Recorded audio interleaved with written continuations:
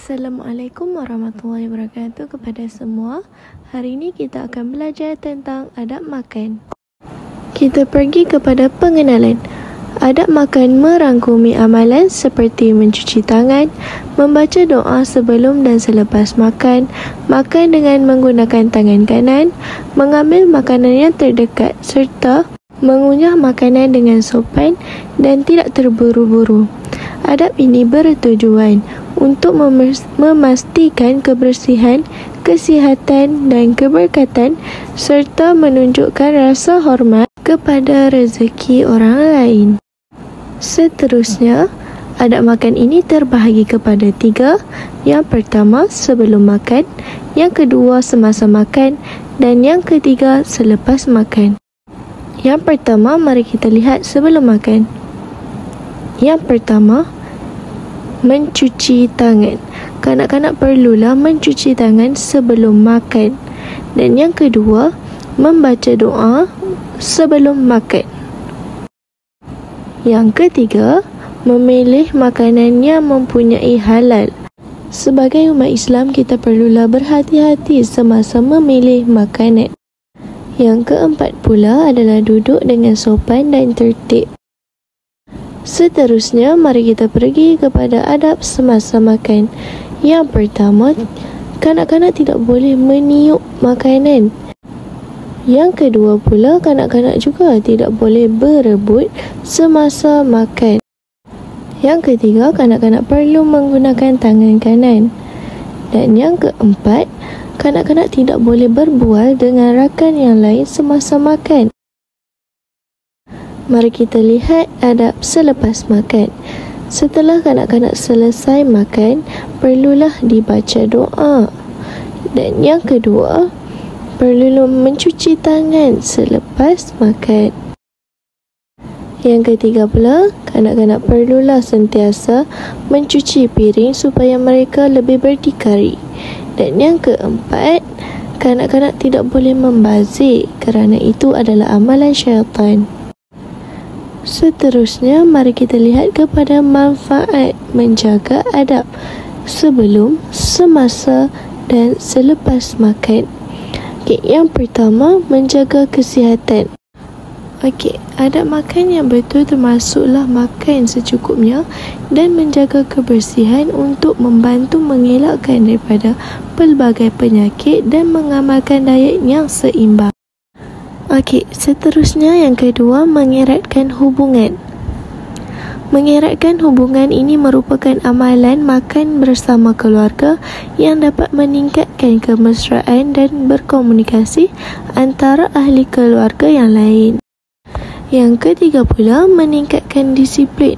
Dalam mengamalkan adab makan, ini dapat membantu mendisiplinkan diri, terutamanya dengan mengawal sifat tamak atau berlebihan ketika kita sedang makan. Dan yang terakhir, meningkatkan tata susila. Seseorang yang mengamalkan adab makan akan dipandang mulia, sopan dan akan menjadi contoh yang baik kepada yang lain. Sekarang kita akan belajar untuk membaca doa sebelum makan. Bismillahirrahmanirrahim. Allahumma barik lana fima razaqtana wa qina azaban nar. Ya Allah, berkatilah rezeki yang Engkau berikan kepada kami dan jauhkanlah diri kami dari azab api neraka-Mu. Amin. Seterusnya, kita akan belajar untuk membaca doa selepas makan. Bismillahirrahmanirrahim. Alhamdulillahilladzi at'amana wa saghana wa ja'alana minal muslimin. Segala puji bagi Allah yang telah memberikan kami makan dan minum dan menjadikan kami daripada kalangan umat Islam-Mu.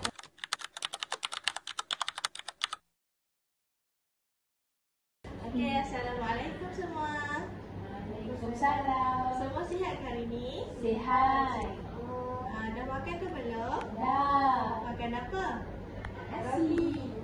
Hari ni cikgu nak ajar adab sebelum, semasa dan selepas makan. Boleh? Boleh. Okey, tadi kamu makan, kamu buat apa dulu sebelum kamu makan? Baca doa. Basuh tangan, baca doa. Okey, semua dah bersedia nak main game? Bersedia. Okey, soalan 1 cikgu bacakan. Yang manakah adab sebelum makan? Yang pertama, membaca doa sebelum makan. Yang kedua, makan dengan gelojok. Yang ketiga, makan dengan tangan kiri. Yang mana satu betul? Membaca doa sebelum makan. Okey, cuba buat tekan. Yeay. Okey, next. Tekan next. Okey, soalan yang kedua. Yang manakah menunjukkan adab sebelum makan? Gambar pertama, gambar apa ni? Basuh tangan. Yang kedua, Buang sampah. ini bukan gambar buang sampah. Ini gambar membazir. Oh. Awak boleh jawab soalan mana satu? Saya nak jawab. Okey. Membasuh tangan. Yeay. Okey, soalan seterusnya. Okey, soalan 3. Yang manakah adab semasa makan? Ini gambar apa ni? Merasa. Kanak-kanak makan menggunakan tangan kanan. Okey, yang bawah ini gambar apa? Dia tengah berdiri sambil tengok handphone. Sambil makan. Yang mana satu betul? Yang atas. Okey, tekan. Okey, awak-awak semua faham tak apa yang kita belajar hari ini? Faham. Okey, kalau kamu faham, boleh kamu berikan contoh perkara yang kita kena buat sebelum, semasa dan selepas makan. Saya nak jawab. Okey. Kalau sebelum makan, kita kena basuh tangan. Kalau semasa makan, kita kena makan menggunakan tangan kanan. Kalau akhir, kita kena basuh tangan balik. Okey, pandai. Okey, awak pula? Sebelum makan, kita kena baca doa. Okey, amin. Lepas tu, semasa makan, kita kena makan dengan sopan. Tak boleh sembang dengan kawan. Lepas tu, lepas kita habiskan makanan, kita kena pergi basuh tangan menggunakan sabun. Betul. Ataupun kita boleh tolong mak ayah kita angkat pinggan dekat dapur dan Cuci. Okey, kita.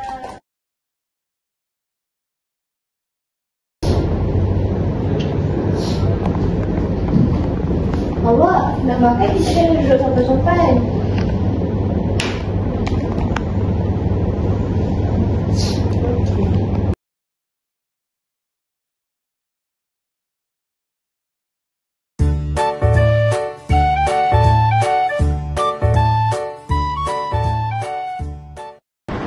Sebagai seorang guru, pemilihan tajuk perbuatan betul dan perbuatan salah untuk diajarkan kepada kanak-kanak amatlah penting kerana ia membentuk asas kepada perkembangan efektif.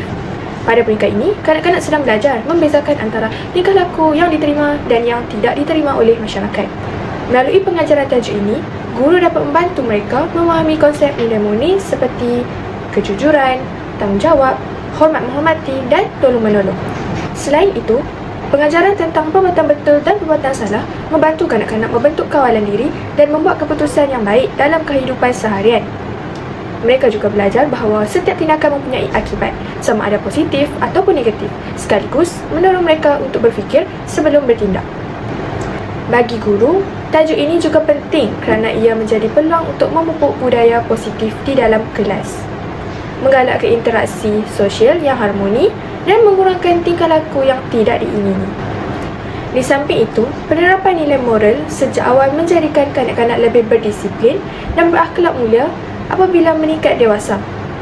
Ia selari dengan matlamat pendidikan awal kanak-kanak untuk melahirkan insan seimbang dari aspek emosi, sosial dan rohani.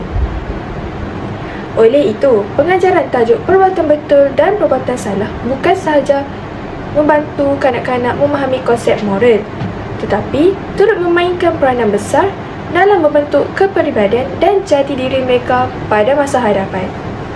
Selain daripada membentuk nilai moral, pengajaran tajuk perbuatan betul dan perbuatan salah juga membantu kanak-kanak membina kecerdasan emosi dan sosial yang seimbang.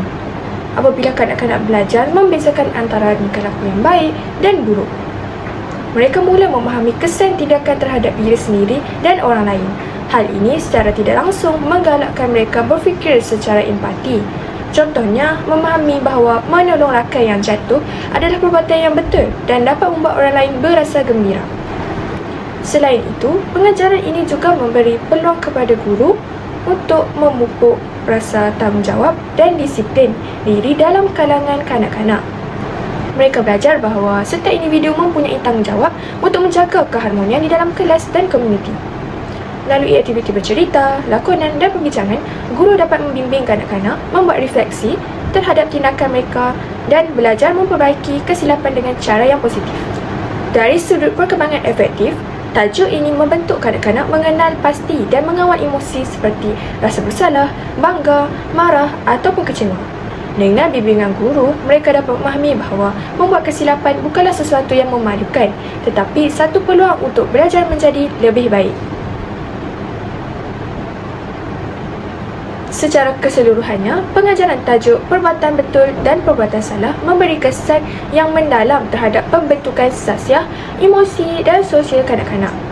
Ia bukan sahaja membantu mereka menjadi individu yang berakhlak mulia dan bertanggungjawab, akan tetapi juga menyediakan asas kukuh untuk kehidupan bermasyarakat yang harmoni pada masa yang akan datang. Hai, Assalamualaikum semua. Waalaikumsalam. Okey, semua dah sarapan pagi ke ni? Belum.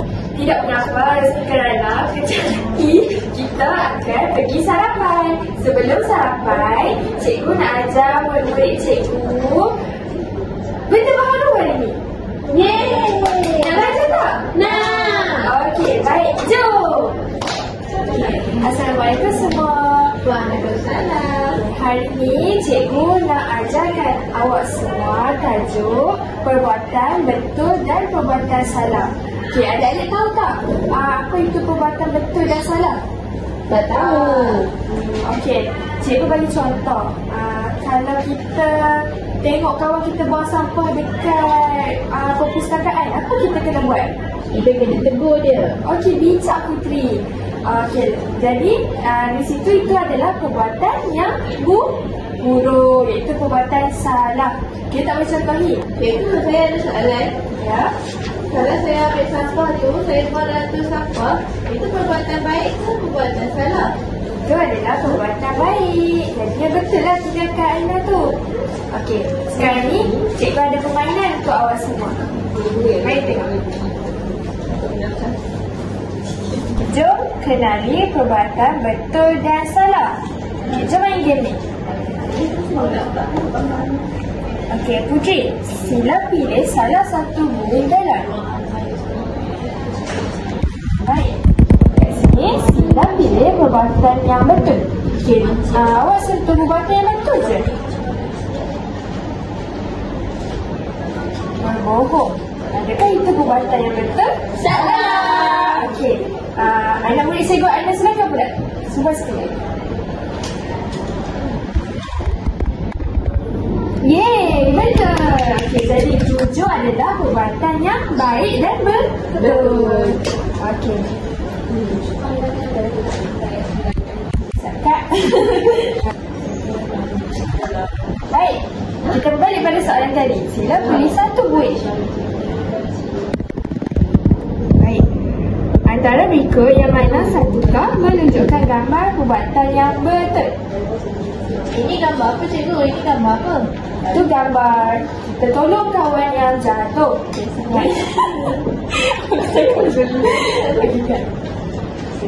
Okey, ini gambar menolak rakan. Oh, ini ada apa saja? Yeay, betul. Okay, baik, next. Sila nyatakan. Okay, baik, sila nyatakan perbuatan tersebut betul ataupun salah. Okay. Gambar yang pertama, membuang sampah ke dalam tong sampah.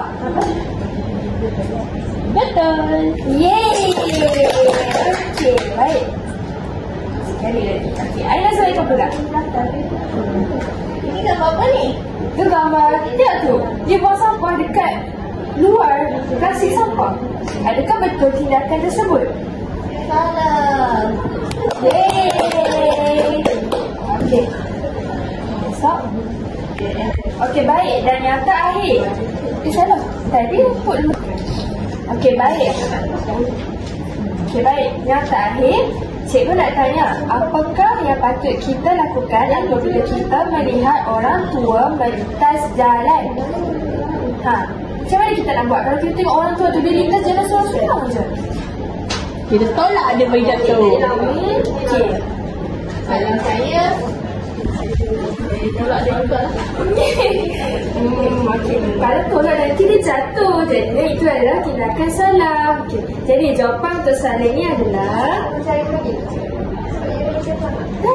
apa ni? Gambar apa ni? Oh, dia pimpin tangan teman. Betul. Okey pula ni gambar apa ni? Ni nak langgar tu. Salah lah. Ini kan lampu isyarat yang berwarna hijau. Ada logo orang lintas jalan. Okey, jadinya kenderaan akan berhenti dan memberi ruang kepada jalan. Okey, bijaklah anak cikgu. Beri tepukan untuk diri sendiri. Terima kasih. Okey, baik awak semua. Sekarang ni kita dah di akhir pelajaran. Jadi, cikgu nak tanya, apakah yang awak pelajari di akhir pembelajaran kita tadi? Saya nak jawab. Okey, Putri. Saya belajar cikgu ajar kalau orang lalu kita kena langgar. Salah lah. Kalau orang kita jalan, kita kena pimpin tangan dia. Dan itu merupakan perbuatan